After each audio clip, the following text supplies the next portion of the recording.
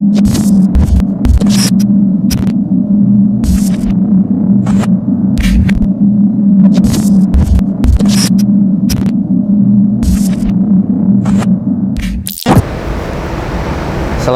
warahmatullahi wabarakatuh.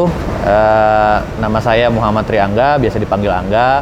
Gue ini salah satu co-founder dari Grebe Indonesia, co-founder dari Jakarta Sneaker Day, dan brand yang gue develop dari tahun 2015 juga ada Umbre Indonesia. Kemudian baru aja tahun ini kita develop Kabain Indonesia. Kalau konsepnya dari si Grebe Indonesia ini sendiri, dia itu adalah sebenarnya store yang mengumpulkan brand-brand UKM, UMKM dari seluruh Indonesia. Kita tuh sebenarnya mau mensupport mereka lah, istilah gitu. Dengan adanya Grebe ini, biasanya teman-teman itu istilahnya tuh buka-buka pameran-pameran di di mall-mall dengan harga yang cukup lumayan mahal. Tapi dengan adanya Grebe, teman-teman juga bisa dapat ada di dalam mall tapi dengan harga yang cukup terjangkau lah gitu. Jadi kita seakan-akan tuh kita berpatungan. Nah, di Grebe ini sangat mengedepankan experience karena sekarang kan bisnis itu udah O2O nih, online to offline gitu kan. Jadi kalau istilahnya sebelum beli barang online, kita biasanya kan harus cobain dulu, lihat-lihat dulu barangnya cocok apa enggak sama kita gitu kan. Makanya dengan adanya si Grebe ini, sebelum beli secara online, ya udah cobain aja dulu di sini. Makanya kan kita punya hashtag coba duluan gitu kan. Nah, selain itu juga kalau coba duluannya dengan experience tadi, contoh mau beli sepatu basket, ya udah gue siapin lapangan basket, ya udah main basket aja di sini, cobain main basket. Barang-barang skateboard, ya udah ada lapangan skateboard, mainnya skateboard. Sepeda juga tinggal keliling-keliling di sini boleh gitu kan. Jadi apapun yang barang ada di sini boleh dicobain, dan itu istilahnya tuh kata kunci experience itu yang kita tingkatin pada saat ini gitu. Sebenarnya si brand-brand yang sekarang ada ini itu kan mereka tuh oke, di online bagus gitu kan, tapi sebenarnya mereka itu sangat butuh offline store. Tapi kalau misalnya kucuk-kucuk buka store itu kan budgetnya wah tinggi banget gitu kan, mungkin bisa berapa M gitu kan. Tapi dengan mereka pengen ada di store dengan budget yang terjangkau gitu kan, ya Grebe ini solusinya gitu. Jadi kita sebenarnya selain memang all segmen kita ada, fashion, F&B, gadget lah, sport segala macam, kita tuh ada semua di sini. Sampai terakhir juga trennya cupang lagi ada, kita ada cupang juga di sini. Golf lagi ada, kita golf juga di sini ada juga. Jadi memang semua community kita rangkul di dalam sini gitu. Jadi apapun yang kayak sekarang, tempat yang sekarang kita lagi ini tuh, ini stage sebenarnya. Stage ini bisa mau bikin acara launching produk, mau bikin seminar, mau bikin apapun bisa gitu. Jadi kayak one stop experience store lah istilahnya di dalam Grebe ini gitu. Jadi sebenarnya bukan replacing marketplace sebenarnya. Kita justru jadi adding value, berkolaborasi dengan marketplace sebenarnya. Jadi kayak the future of marketplace nih sebenarnya. Jadi masa depannya marketplace tuh bakalan seperti ini. Justru sebenarnya online marketplace dengan offline marketplace. Jadi kita gabungin. Bahkan sebenarnya kita pun punya web store sendiri juga sebenarnya, jadi grebe.id gitu kan. Jadi beli di online pun bisa. Bahkan sebenarnya kita juga bekerja sama marketplace yang ada dengan membuka Grebe di store-store mereka juga. Wah, kalau dibilang penting apa enggak kolaborasi, udah zaman sekarang tuh kata kuncinya kolaborasi. Udah sangat penting banget karena apapun kita nggak bisa. Sekarang kita sama kompetitor itu udah bukan bersaing lagi, justru kita gandeng, kita berkolaborasi sama mereka gitu. Jangan ngerasa kayak wah dia saingan gua, justru enggak, justru kayak sesama brand fashion. Contoh nih, brand luar, brand yang zaman dulu ada Louis Vuitton gitu kan, tapi tiba-tiba kolaborasi sama Supreme kan anak muda zaman sekarang, Louis Vuitton memang zaman dulu, tapi kayak cross market gitu loh. Jadi cross market antara bisnis yang udah zaman dulu sama bisnis yang sekarang, yang anak-anak yang milenials nih bilang sebutannya, itu bisa berkolaborasi jadi cross market. Marketnya Supreme bisa dapetin marketnya LV-nya juga bisa dapetin marketnya Supreme gitu. Jadi sama-sama makin besar nih marketnya. Justru kata kunci kolaborasi itu sangat penting. Makanya kadang suka Grebe juga berkolaborasi sama banyak brand sama banyak toko-toko juga, banyak entitas yang lain, sama influencer, sama siapa, untuk membesarkan lagi market yang udah ada sekarang ini gitu.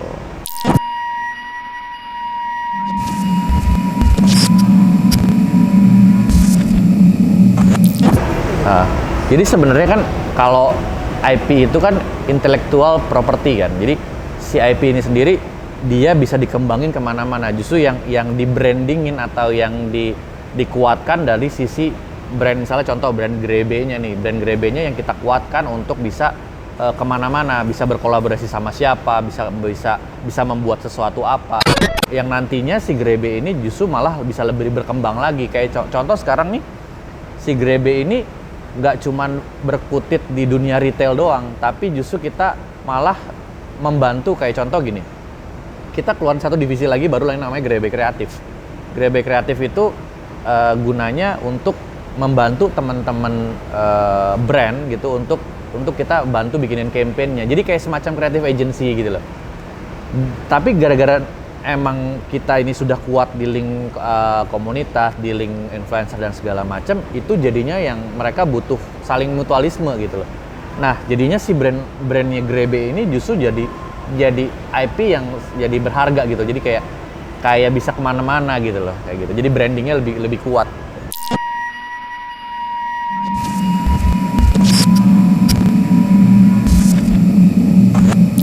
Bisa dibilang sebenarnya bukan kiat ya. Kalau gue sih lebih kayak ke praktisi kali. Kalau gue kan gue bukan teoritis orangnya, tapi gue lebih ke pengalaman apa yang gue udah jalanin lah istilah gitu. Jakarta Sneaker Day, Grebe, Umbre, terus udah gitu brand-brand yang lainnya gitu kan. Kalau gue sih bisa bilang harus konsisten yang pertama. Konsisten apa yang menjadi konsep utama dari si brand itu sendiri, si IP itu sendiri. Seperti apa ya harus konsisten jalanin terus. Biarpun badai mengguncang dan segala macam, kita harus tetap konsisten dan di jalur yang memang kita maunya seperti apa. Dan tapi di luar itu untuk mengembangkan lagi supaya makin terkenal ya otomatis dari sisi branding, kolaborasi sama yang lain, promosional ya, marketing dan segala macam harus tetap dijalanin juga. Jadi itu tetap berjalan. Contoh nih Jakarta Sneaker Day. Di Jakarta Sneaker Day mungkin orang ngelihatnya wah sneaker sekarang udah turun nih apa gimana, tapi nggak juga gitu. Itu ada marketnya sendiri, ada pasar sendiri yang memang tetap seneng sama sneaker. Makanya si Jakarta Sneaker Day tetap fokus sama sneakers. Ya udah kita di jalurnya itu terus aja gitu. Kayak gitu sih.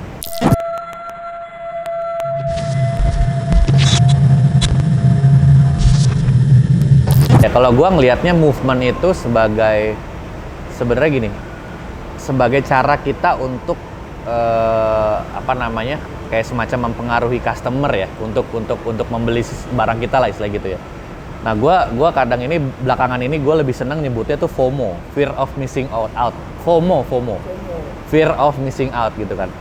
Contoh beberapa brand banyak banget yang membuat movement itu, membuat campaign itu, FOMO itu. Sebelum mereka rilis, mereka tuh kayak konsisten kasih ke influencer semuanya pada ngupload segala macam. Di satu sisi kan anak-anak sekarang yang millennials kan kayak wah gila itu pakai, dia pakai, itu pakai, kayaknya wah kalau gua nggak pakai, once dia rilis gua nggak beli, gua nggak bakal jadi kayak ketinggalan zaman nih gitu kan, kayak nggak ikutan zaman sekarang nih gitu kan. Nah itu yang banyak yang dipakai untuk movementnya adalah bukan menggiring ya, maksudnya kayak membawa si branding itu untuk kayak disukai sama si customer itu gitu kan. Jadi once rilis sesuatu udah orang udah ngajar semua, udah langsung pengen gitu loh.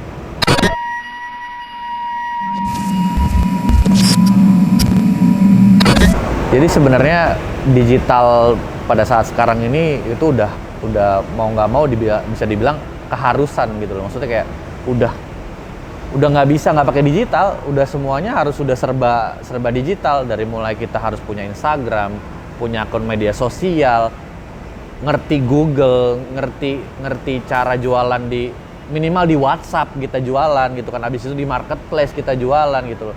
Kita nggak bisa 100% ngandelin offline store gitu loh. Ada beberapa temen-temen, nggak usah ngomongin UKM, brand-brand yang lama aja, itu teman-teman gue yang sekarang retailnya di dunia retail di mall-mall, semua mall ada, brand fashion gitu kan. Itu gara-gara pandemi, sebenarnya dari sebelum pandemi udah mulai menurun, dia hampir menutup 80% tokonya di seluruh Indonesia gitu loh. Itu banyak banget gitu. Karena apa? Mereka nggak shifting ke digital. Jadi mereka fokusnya udah gue biasanya jualan di offline gampang kok, semuanya laku segala macam. Sekarang nggak bisa begitu. Sekarang udah saatnya kita beralih ke digital gitu. Maksudnya kayak sekarang berapa persen sih yang baca koran? Berapa persen sih yang nggak apa namanya yang nggak punya media sosial dan segala macam gitu? Udah dikit banget. Semuanya orang tuh even di kampung-kampung aja tuh udah pakai media sosial gitu loh. Tapi memang keunikan media sosial di setiap daerah beda-beda. Contoh, kemarin gue baru dengar beberapa masukan juga di Kupang misalnya. Di Kupang itu masih tinggi banget Facebook gitu kan. Jadi kayak Facebooknya masih gila banget di sana. Ya udah jualannya lewat Facebook gitu loh. AdSense-nya AdSense Facebook gitu kan. Nah kita tujuannya misalnya Jakarta, ya Jakarta otomatis ya Instagram, TikTok segala macam juga banyak gitu kan. Ya udah kita maininnya di situ gitu. Kalau Google udah pasti lah, semua orang udah pasti nge-Google. Sekarang apalagi gara-gara pandemi, sekolah digital, semua dari anak kecil juga main online gitu loh. Anak gua aja baru 7 tahun yang nge-googling mulu gitu kan, nyari apa Google. Kita zaman dulu mah nyari apa, mungkin ke Gramedia kali, nyari buku pengetahuan dan segala macam. Sekarang udah semua ada di genggaman tangan, udah di handphone. Jadi otomatis ya kita harus berpromosinya, harus marketinginnya lewat digital, apapun itu caranya. Ya kita belajar digital, melek digital lah istilahnya gitu loh.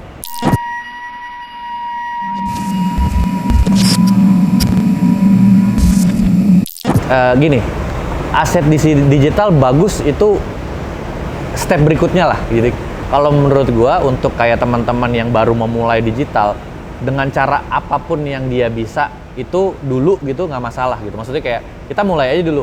Nanti kalau udah mulai agak berikutnya, udah step berikutnya, udah lebih ngerti lagi, mulai diperbaiki. Misalnya kayak contoh, banyak lah teman-teman yang udah pada bisa foto sekarang, fotonya agak bagusan dikit deh, lihat deh, misalnya contoh, buka YouTube cara foto pakai handphone yang bagus misalnya gitu kan.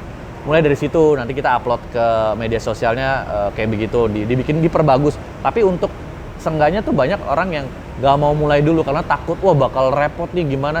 Sebenarnya enggak, mulai aja dulu, simple banget kan.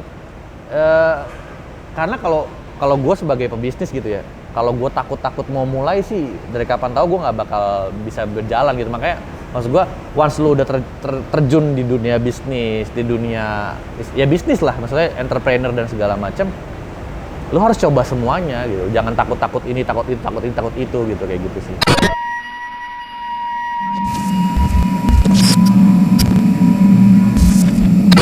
Menurut gue Halal to Us ini punya program pelatihan kayak begitu-gitu itu udah sangat bagus karena sepengalaman gue UMKM memang butuh banget yang namanya pelatihan, ngasih tahu caranya segala macam. Kita mungkin kayak gue bikin brand tapi gue nggak tahu caranya gimana. Ya udah datang aja ke Halal to Us. Maksudnya dengan Halal to Us ini kan si Halal to Us ini sendiri bisa membantu teman-teman. Oh caranya gimana sih, gimana segala macam. Jadinya kita bisa lebih tahu gitu loh, bisa lebih tahu mau ke arahnya gimana bukan daripada sih, maksudnya dengan udah punya mentor sama yang nggak punya mentor kan pasti akan lebih lama yang nggak punya mentor gitu. Kalau misalnya udah punya mentor di bawah naungan Halal to Us misalnya gitu kan, lebih gampang kita majunya kayak gitu kan.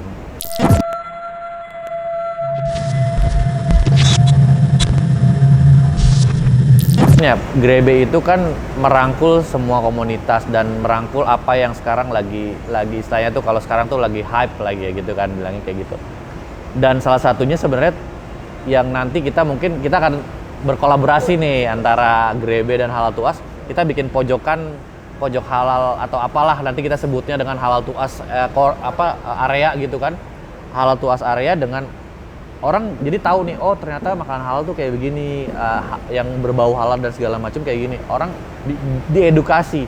Jadi once masuk ke Grebe, oh tahu nih sisi halal tuh seperti ini loh gitu loh. Karena mungkin banyak teman-teman yang belum tahu dan sebenarnya tuh ada loh yang memang harus kita ikutin gitu loh, kayak semuanya kayak gitu sih. Sekarang gini, kalau sisi bisnis, kalau gue pribadi ya halal ya penting lah gitu loh. Gue bilang, kita sempat cerita kan, maksudnya kayak sekarang gue udah mulai nyari restoran, nyari makanan gitu, kayak kalau nggak ada sertifikatnya MUI-nya kayak gue takut deh gitu, kayak ragu-ragu ya, biarpun cuman makanannya apa tapi ngeri juga nih gitu kan. Ya kalau gue pribadi menurut gue itu sangat penting kalau misalnya dengan halal itu ya kayak gitu. Karena juga pasar Indonesia kan ya masyarakat Indonesia mayoritasnya Muslim, otomatis kan mereka juga pasti akan mencari yang berbau halal lah gitu. Ya makanya sebenarnya gunanya kita ini nih, maksudnya teman-teman kita yang sefrekuensi dan teman-teman kita yang notabene gue milenial, teman-teman gue milenial, tapi jangan sampai kayak milenial tuh kayak ngerasa wah gila kalau halal, gue zaman sekarang tuh nggak bisa begitu apa segala macam harus ikutin ini. Enggak juga, sebenarnya halal itu bisa keren juga loh, maksudnya kayak halal itu yang nggak mesti yang kelihatannya tuh zaman dulu banget, orang tua banget, enggak ya gue contohnya teman-teman yang di halal tuas juga semuanya kita gaul kok, tapi tetap kita kalau urusan sama yang di atas ya kita harus ikutin gitu.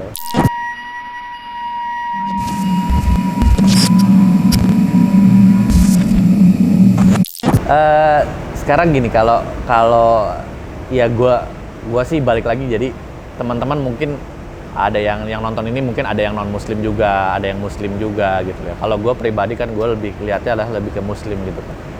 Nah ini gue ngomonginnya untuk orang muslim dulu nih, jadi bukan yang di luar itu, ya itu urusannya beda lagi deh gitu kan. Karena ngomongin soal keyakinan kan, keyakinan orang bisa beda-beda nih. Kalau ngomongin halal itu keren apa enggak, sebenarnya gini, makanan halal tuh banyak sebenarnya. Dan kenapa nyari yang halal haram sih kalau misalnya ada yang halal gitu loh. Maksudnya di sisi kerennya adalah banyak juga makanan halal yang enak gitu loh. Nggak mesti sekarang satu yang haram tapi yang halal ada 10. Kenapa lu milih yang satu gitu loh? Ya mendingan milih yang 10, bisa di alternatif ini ada banyak gitu kan. Tinggal kita kan mungkin dari sisi kitanya, dari sisi halal tuas membrandingkan kalau makanan halal tuh keren juga gitu loh. Makanan halal tuh bisa kayak makanan gaul juga gitu loh. Tinggal nanti bantuan dari pemerintah, sertifikasi dan segala macam gitu-gitulah gitu. Dengan itu kan kita bisa bantu teman-teman millennials ini kan bisa ngebantuin dari sisi branding ya.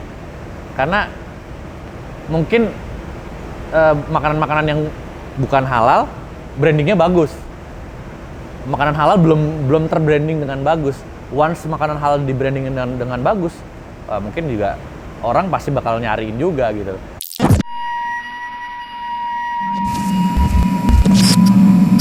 Ya harus dibantu sama kita juga sih. Misalnya kayak sekarang tuh influencer, ada influencer nano, mikro, makro, giga segala macam, pokoknya yang udah jutaan followersnya. Tapi sebenarnya yang engagementnya lebih tinggi itu influencer mikro sama nano loh. Yang cuman 1.000 sampai 2.000 sampai 10.000 itu masih makro lah sama nano gitu. Tapi justru itu yang makin engagementnya makin gila. Nah dengan kita nih yang punya brand, misalnya brand halal atau teman-temannya yang punya brand halal, bantulah mereka saling promosi. Wah gila makanannya ini enak apa segala macam. Justru harus kita boosting kalau makanan halal itu sebenarnya banyak loh, pilihannya banyak banget gitu. Gini, jadi once teman-temannya brand yang masuk dikurasi sama halal tuas dan masuk ke Grebe, kita pun akan membantu promosinya nanti gitu, membantu teman-teman untuk kayak oh di sini ada makanan halal dan ternyata bisa dibeli, makanannya enak segala macam kayak gitu-gitu. Nah kita bisa bantuin dari sisi promosinya juga. Enggak lah, karena Grebe itu once brand masuk ke Grebe, kalau lihat sosial medianya Grebe itu kita ada post sendiri masing-masing brand gitu loh, ngebahas tentang si brandnya, ngebahas tentang background cerita di balik brandnya seperti apa, kita bantu promosinya gitu. Ya kalau gua sih sebenarnya kita mungkin berkaca sama masing-masing diri kita masing-masing dulu ya. Jadi kayak mau nggak sih lu dalam diri sendiri sebelum lu masuk ke restoran contohnya, atau sebelum lu membeli sesuatu, lu cari tahu dulu gitu loh. Even kayak ada banyak ya orang nih bilang, lu jangan kasih tau gue kalau itu halal apa enggak gitu kan. Udah gue makan aja merem gitu. Ya nggak bisa begitulah sekarang. Maksudnya kayak ya hubungan itu kayak sama kayak kita puasa kan, hubungan ini kan kita sama yang di atas doang kan. Karena itu juga lu sama yang di atas, lu mau gitu kan. Ya sekarang kita kalau ngomongin balik lagi soal, bukannya gue kayak ngajarin teman-teman, tapi maksudnya sedikit aja makanan halal masuk ke dalam haram masuk ke dalam kita kan, ibadah kita kan nggak diterima berapa lama gitu. Maksudnya kayak lu mau nggak ada ibadah lu nggak diterima cuma sia-sia begitu aja gitu. Itu maksudnya balik ke diri kita sendiri ya. Makanan halal itu bukan berarti nggak enak, Maksudnya makanan halal itu juga enak kok. Maksudnya ya malah ada beberapa teman gue yang notabene bukan muslim gitu, doyannya makanan halal gitu loh. Nggak, dia kalau udah sorry ya, makan babi itu dia udah nggak mau gitu. Maksudnya kayak, aduh nggak enak nih, malah justru gue pengennya makanannya halal gitu.